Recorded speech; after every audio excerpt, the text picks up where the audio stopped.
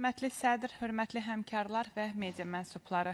Bugün müzakirəmizə çıxarılan məsələ cəmiyyətin fundamental hüquq və azadlıqlar sistemində xüsusi çəkisi olan gender bərabərliyinin təmin edilməsi sahəsində görülən işlər və ailə, qadın, uşaq problemləri üzrə Dövlət Komitəsinin 2024-cü ildəki fəaliyyəti yalnız rəsmi statistika deyil, eyni zamanda dövlət siyasətinin ədalət, inklüzivlik və inkişaf meyarlarının göstəricisidir.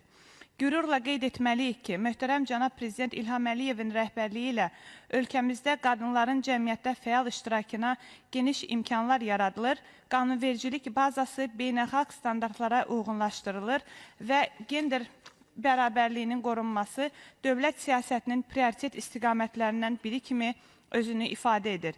2024-cü il ərzində müvafiq komitə tərəfindən həyata keçirilən tədbirlər sırasında aşağıdakıları qeyd etmək olar. Qadınların məşğulluq imkanlarının artırılması, sahibkarlıq təşəbbüslərinin dəstəklənməsi, erkən nigahların qarşısının alınması, zorakılığa məruz qalan qadınların müdafiəsi və reabilitasiyası üçün hüquqi və sosial mexanizmlərin tətbiqi, təhsil, səhiyyə və sosial xidmətlər sahəsində gender yönümlü yanaşmaların təşviq olunması və həyata keçirilməsi, həmçinin ictimai rəyin formalaşdırılması məqsədi ilə maarifləndirici layihələrin reallaşdırılması kimi mühüm sahələr yer almışdır. Qadının cəmiyyətdə layiqli mövqeyinin təmin olunması yalnız sosial ədalət məsələsi deyil.